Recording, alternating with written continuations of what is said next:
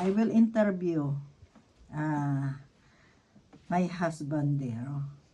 Why do they celebrate here bonfire night?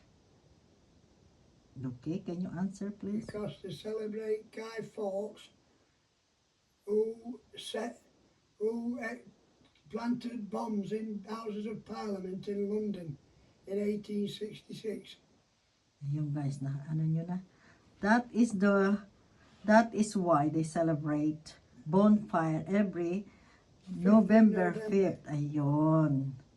Nagets nyo na guys. Yan. Thank you so much, Duki. That's okay.